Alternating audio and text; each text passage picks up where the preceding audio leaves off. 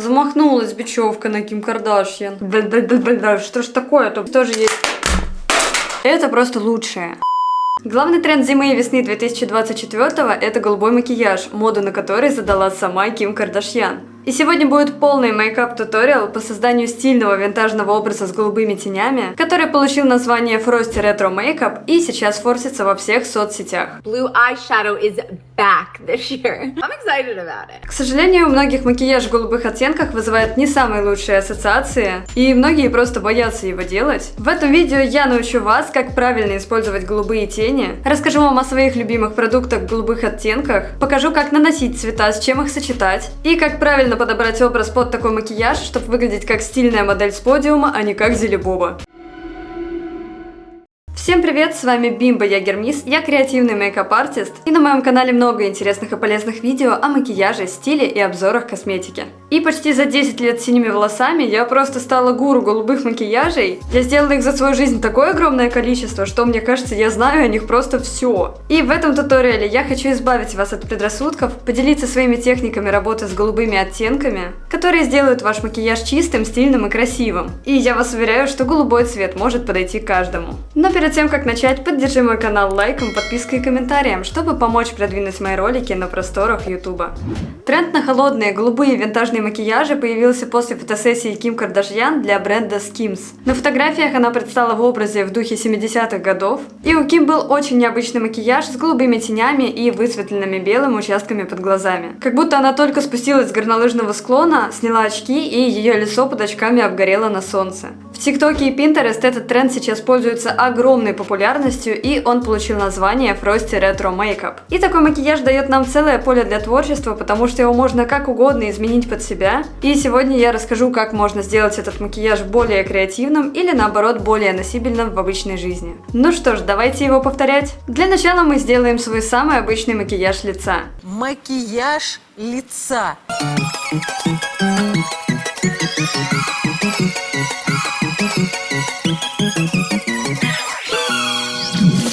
Можно сделать лицо чуть более загорелым, но это уже на ваш вкус. Но лично я воспользуюсь своими самыми типичными обычными продуктами для макияжа. Я уже нанесла тон, и чтобы сделать такой эффект морозного лица, можно использовать самый светлый консилер в области под глазами. Можно даже смешать его с белым карандашом для глаз или с белой подложкой, о которых я расскажу чуть позже. На руке я смешаю свой обычный светлый консилер, и давайте добавлю еще немного белого, чтобы добиться такого выбеленного эффекта, как будто у нас все остальное лицо немного обгорело.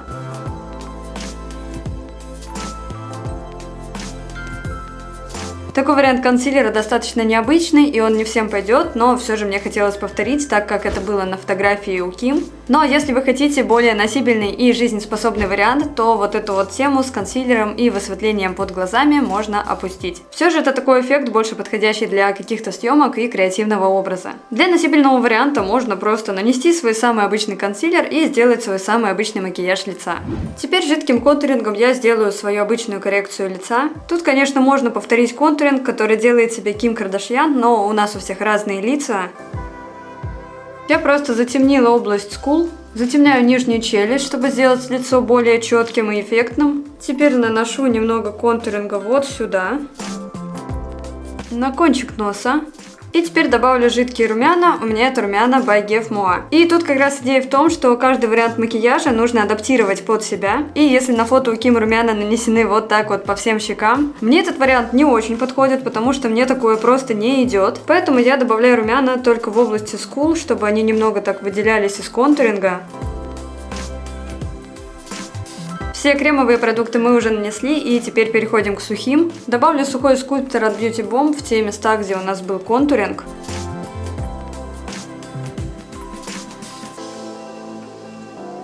Похожим оттенком я продублирую румяна.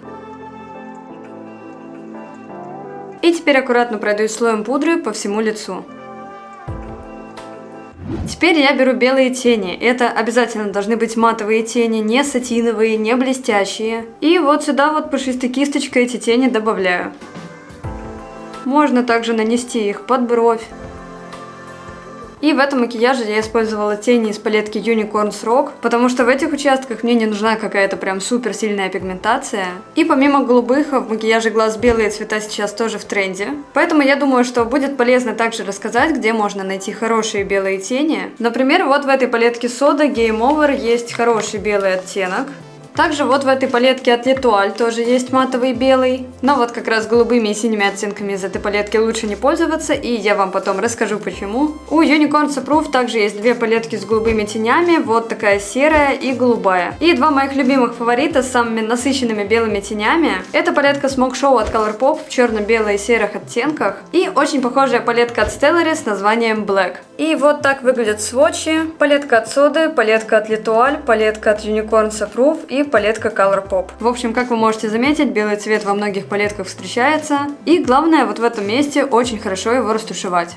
Затем на очереди хайлайтер, это опять же по вашему желанию. В принципе, сюда можно использовать какой-то нейтральный, серебряный или белый хайлайтер, но я вам покажу своих фаворитов с голубым свечением. Сейчас это тоже тренд, и к такому макияжу хайлайтер будет выглядеть идеальным дополнением. Во-первых, это моя любимая видавшая виды палетка от KVD Beauty, и в ней есть просто потрясающий оттенок под названием голубой сапфир. Очень красивый дуохромный, без большого количества блесток. Похожий оттенок также есть у NYX, только он прям уже какой-то более легкий и естественный. В палетке Spectre от Influence тоже есть...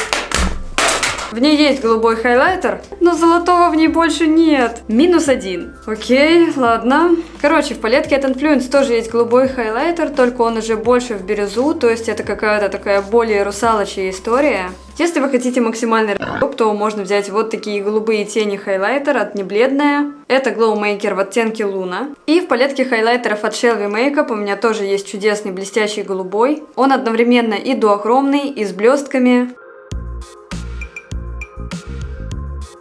Почему-то многие боятся подобно голубых хайлайтеров, но они выглядят на лице просто восхитительно, безумно приковывают к себе внимание. Но если вам хочется просто попробовать и не хочется тратить деньги на хайлайтер, очень часто в палетках с голубыми оттенками или в палетках с какими-то дуохромными шиммерными оттенками можно встретить подобные светлые, какие-нибудь шиммерные блестящие тени, которые также можно использовать как хайлайтер, и они сделают такое же похожее свечение. В качестве хайлайтера подойдут такие очень легкие сияшки, в которых очень мало пигмента или его вообще нет. Только мы используем самые светлые прозрачные тени, а не вот какие-то такие супер яркие. Давайте я воспользуюсь хайлайтером из палетки Kat Von D.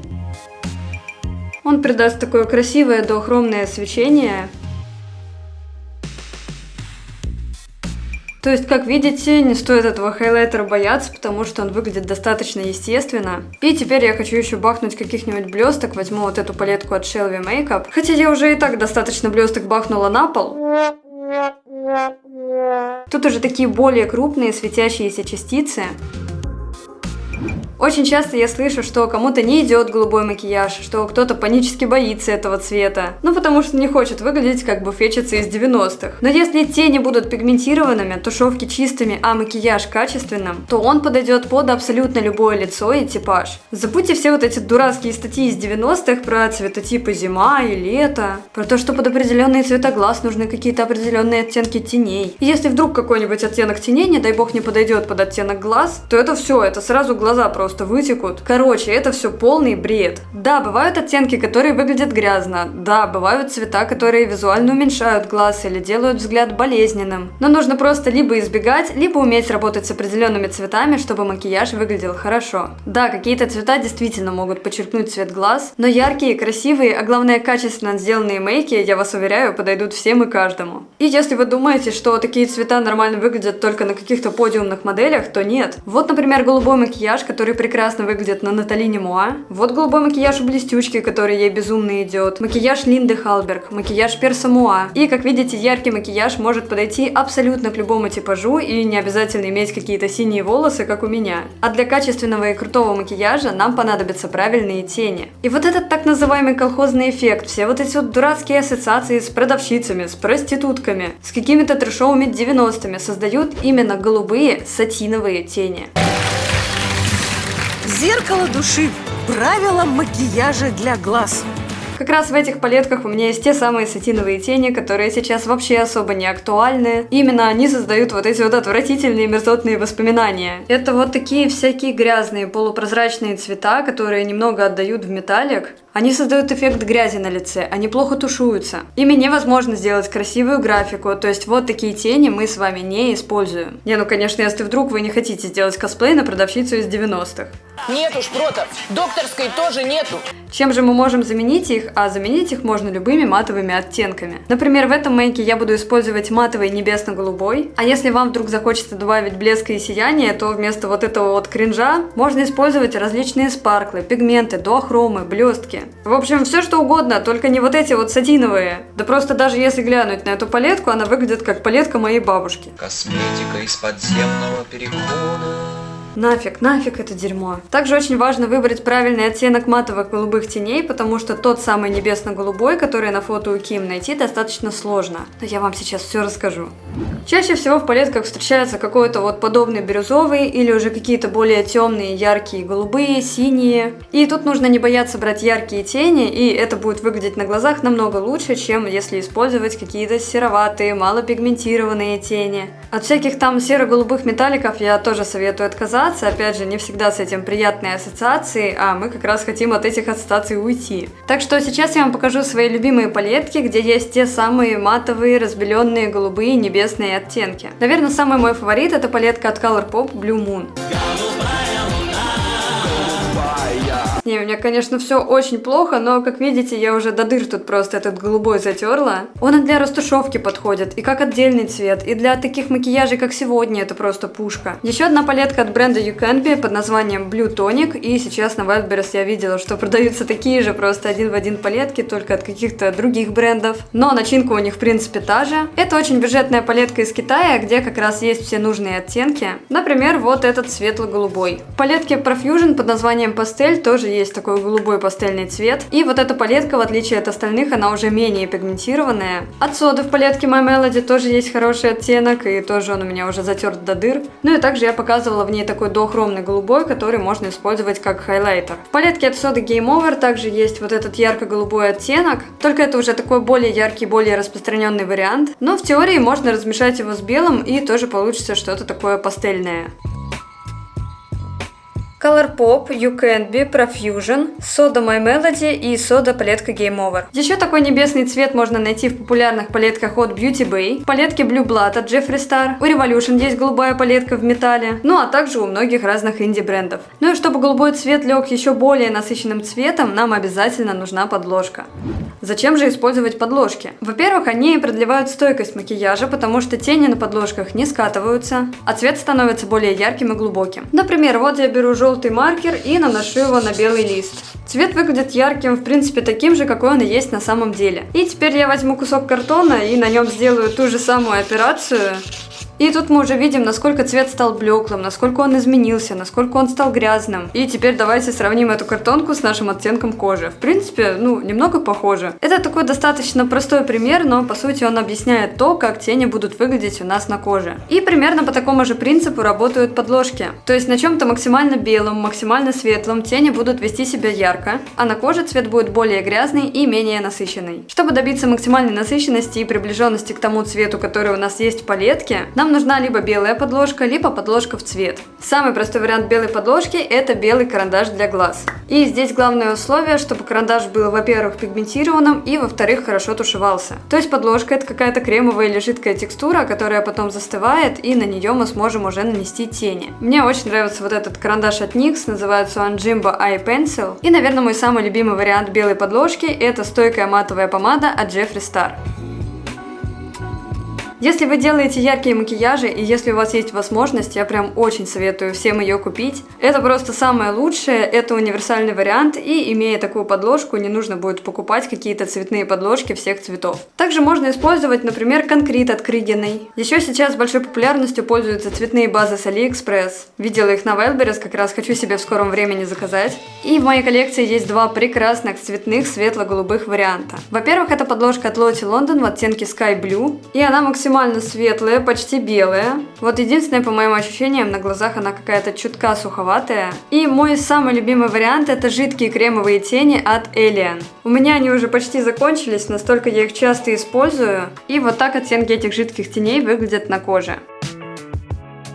Это база. Это просто лучшее. Во-первых, у них просто потрясающий голубой оттенок. Во-вторых, они очень приятны в нанесении и очень легко тушуются. В-третьих, макияж с использованием этой подложки пережил у меня все. Поход в бассейн, в сауну, потом в метель еще гуляли, куда-то долго шли. Потом тусовались на концерте, потом играли в бильярд в баре. Потом я посреди ночи, уставшая с макияжем, пришла домой, прям с ним легла спать. И на утро у меня ничего не скаталось, ничего не размазалось, и тени выглядели просто идеально, как будто я их только что нанесла. Вот этот продукт просто советую вам купить. От души целую вашу душу. Особенно, если вы любите голубые мейки. И как раз в сегодняшнем макияже я воспользуюсь именно им. Я наношу подложку, то есть жидкие тени на верхнее веко, и сразу стараюсь их хорошенько растушевать. С подложками нужно работать быстро, пока они не застыли, не засохли. Для жидких текстур я использую синтетические кисти с таким достаточно жестким ворсом. Если рассматривать макияж Ким Кардашьян, у нее основной акцент идет именно на вот эту вот часть, ближе к носу и к началу брови. И даже уже отсюда более легкой тенью стушевывается на все подвижное веко. Нужно закрепить вот эту жидкую текстуру как раз таки матовыми тенями. Я сегодня буду пользоваться своими любимыми продуктами, поэтому возьму остатки из палетки Blue Moon от Colourpop. Я набираю тени и наношу их вот сюда в центр, потому что здесь у нас будет самый такой активный, самый насыщенный участок. И вот такими притаптывающими движениями делаю основной акцент. И затем остатками теней на кисти плавно увожу тушевку. Во все стороны я тушую от этого пятна. Делаю это прям такими очень легкими движениями и пользуюсь вот такой пушистой кистью. И благодаря тому, что этот голубой оттенок у нас уже такой пастельный, разбеленный, то он достаточно хорошо тушуется в кожу, и никаких переходных растушевочных оттенков здесь нам не надо. И тут уже тоже можно этот макияж глаз адаптировать под себя. Например, если у Кима основной акцент вот в этой части, можно его сдвинуть на подвижное веко. Или сдвинуть его вот сюда на внутренний уголок глаза и вниз. Здесь же на уголок глаза я нанесу белые тени, чтобы сделать такой плавный переход из голубого в этот белый консилер, который у нас сейчас есть. Я не буду полностью один в один повторять макияж Ким Кардашьян, потому что тренд — это не повторить один в один, а вдохновиться чем-то и адаптировать это под свою внешность, свой характер и свой стиль.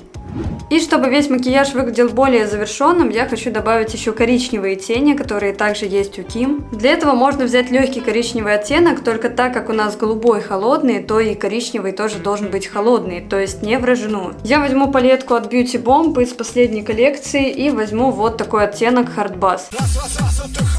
И, кстати, на моем канале недавно вышел полный обзор на всю новую коллекцию Beauty Bomb. Я там сделала просто 3 фантастических макияжа, там просто какие-то нереальные продукты, так что советую вам к просмотру. А я пока наношу пушистой кисточкой этот коричневый вот сюда в складку века, затемняю уголок глаза и немного могу ввести вот эту стрелочку в такую легкую коричневую дымку. Также добавляю немного коричневого на нижнее веко, например, еще это веко можно сделать голубым, и это тоже будет выглядеть очень красиво. Такая легкая тень выделит глаз и сделает взгляд более глубоким. И с добавлением коричневого макияж глаз выглядит более завершенным.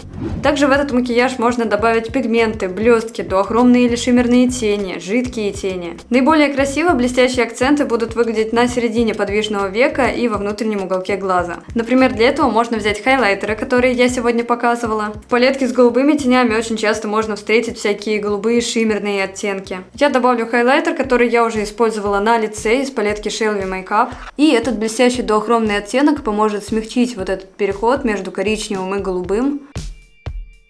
Что еще? Голубые пигменты. Например, у меня есть 2 очень красивых пигмента от Clipage Pro. Также у Tami Tanuk очень большой выбор классных пигментов. И тут у нас та же самая фишка, как и с добавлением хайлайтера. Лучше выбрать какие-то легкие полупрозрачные блестки или какой-то полупрозрачный голубой оттенок. Опять же, вот какие-нибудь такие темные или яркие тени будут выглядеть не очень. Я, пожалуй, добавлю еще немного сюда пигмента от Clipage Pro.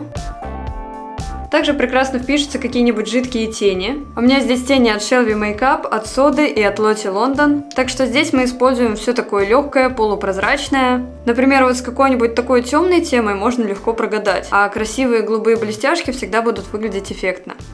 У Ким Кардашьян я вижу в этом образе на ресницах обычную черную тушь, но тут тоже можно поиграться с тушью. Например, можно сделать образ более креативным, добавив какую-нибудь цветную тушь. Очень прикольный голубой оттенок есть в летней коллекции Beauty Bomb Acid Summer. И также из этой коллекции есть голубой лайнер. Тоже такой красивый пастельный оттенок. И можно, например, дополнить этот образ яркими стрелками или какой-то креативной графикой. Еще есть очень интересная синяя подводка от Сергея Наумова, она уже такая более яркая. Кстати, обзор на эту подводку был в моем прошлом ролике, где я тестировала популярную люксовую косметику от блогеров и визажистов. Не забывайте подписываться и ставить колокольчик, потому что у меня выходит очень много полезного и интересного контента о бьюти. Еще одна прикольная идея – добавить, например, цветной каял. Например, есть очень классные гелевые карандаши от Ламель, от Пастель. В общем, у разных брендов есть подобные оттенки. Ну или можно добавить еще немного блесток, потому что в последней коллекции от Beauty Bomb вышел вот просто мой фаворит. Это гелевый мультихромный карандаш в 3-м оттенке. Там просто какие-то нереальные переливающиеся блестки. И он тоже будет выглядеть на вашем лице не менее интересно. В общем, с таким макияжем можно играть так, как хочется вам. Очень легко его можно перестроить под свой вкус и свои желания. Например, добавить обычную черную стрелку или какие-то блестящие элементы. Глиттеры, стразы, в общем, тут целый полет для вашей фантазии. У Ким на фото достаточно светлые такие ретро-брови. И с бровями тут тоже огромный простор для творчества. Я, например, сделала синие брови под цвет волос, ну а почему бы и нет. Но если макияж легкий, я советую делать легкие брови, такие естественные. Если вы добавили какую-нибудь графику, черные стрелки, то можно сделать брови уже более графичными. Ну и с таким ярким блестящим макияжем намного лучше подойдут какие-то нюдовые оттенки на губах. У Ким на фото губы выполнены в такой ретро-технике, которая сейчас снова популярна. Когда контур темный, внутри губы более светлые и сверху нанесен блеск. И, кстати, такая схема за счет темного контура и высветления внутри очень увеличивает объем губ. Поэтому я беру карандаш для губ и очерчиваю им форму. Можно даже немного выйти за контурок, почему бы и нет. Теперь немного подтушевываю границы. В середину добавляю более светлый нюдовый оттенок помады от Estrade.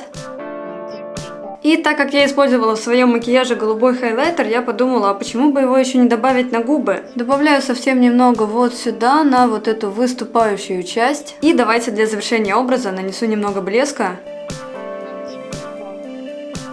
Это я вам показала, наверное, самую замороченную тему, потому что, опять же, тут губы можно сделать совершенно любыми способами. Например, просто воспользоваться обычной нюдовой жидкой помадой с каким-то четким контуром. Или сделать эффект зацелованных губ, если он вам идет. Или, например, просто нанести блеск или масло для губ. Можно добавить жидкого стекла и сделать прям такие холодные, замороженные ледяные губы. Или, например, в последней коллекции от Beauty Bomb была вот такая помада с глиттером. То есть у нее такой достаточно нюдовый сам по себе оттенок, но при этом внутри у нее голубые блестки. Но тут опять же нужно не забывать про гармонию. Соответственно, если у вас, например, есть какие-то обильные блестки на глазах, блестки в качестве хайлайтера, то в принципе можно добавить их еще и на губы. Но если у вас такой более матовый макияж без хайлайтера, без лишнего блеска, как у Ким Кардашьян на фото, то лучше оставить макияж без каких-либо блесток, глиттеров, потому что так будет смотреться намного уместнее и гармоничнее. И самое важное здесь в макияже губ, чтобы губы и румяна перекликались между собой. Соответственно, если у нас холодные розовые румяна, то для макияжа губ не подойдут какие-то теплые рыжие, коричневые помады. Так же, как под какие-то красно-рыжие румяна не особо подойдут холодные розовые губы. То есть мы уже в процессе макияжа примерно для себя подбираем цвет румян под цвет губ, чтобы румяна с губами тоже смотрелись гармонично. Например, я брала румяна вот в таком пыльно-розовом спокойном оттенке, и как раз с губами они достаточно хорошо перекликаются.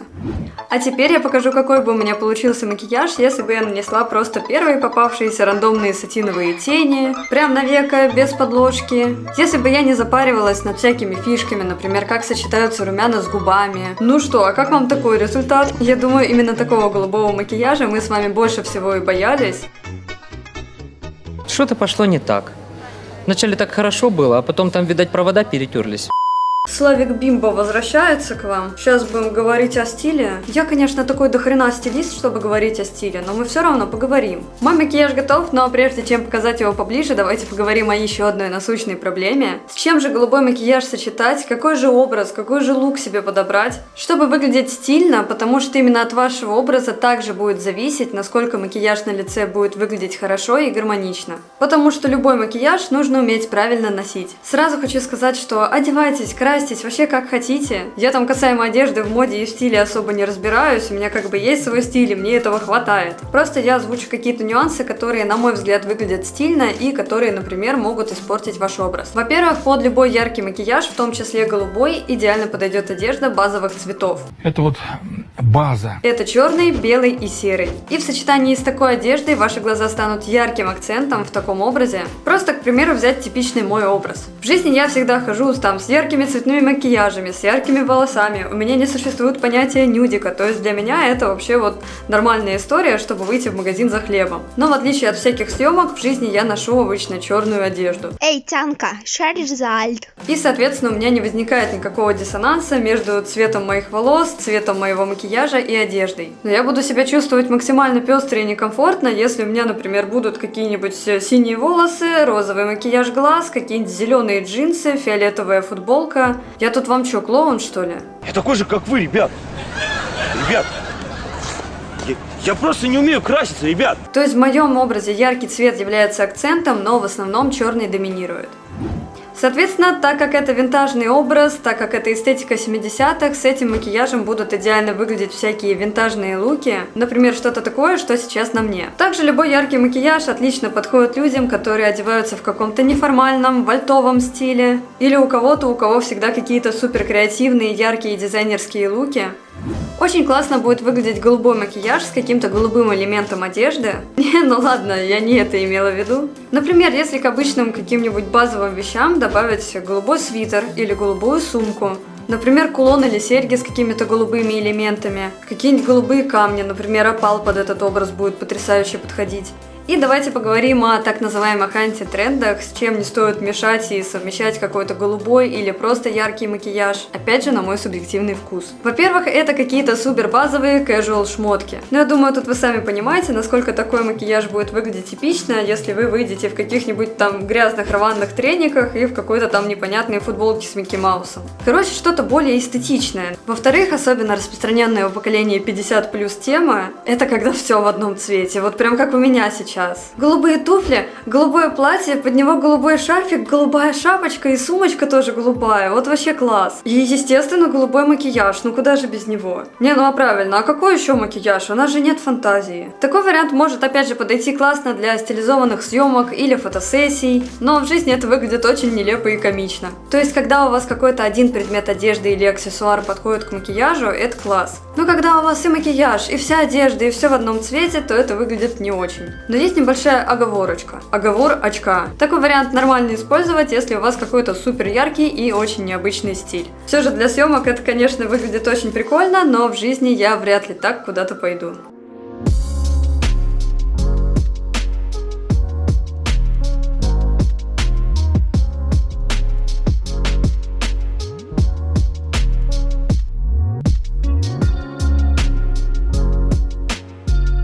I'm just a simple Russian girl. I have vodka in my blood. Замахнулась бечевка на Ким Кардашьян. Ну что, как вам мой макияж? Получилось ли у меня воссоздать трендовый макияж Ким Кардашьян в своем стиле? Используете ли вы голубые оттенки в макияже? И если да, поделитесь своими любимыми продуктами в комментариях. Если видео оказалось полезным, можете задонатить на Бусти. Ссылочка в описании. Очень надеюсь, что благодаря этому ролику кто-то сможет найти для себя что-то новое, попробовать новый цвет в макияже, поэкспериментировать и, возможно, даже перестать бояться каких-то ярких цветов и оттенков. А на моем канале все еще много полезных и обучающих видео о макияже, стиле и обзорах в косметике.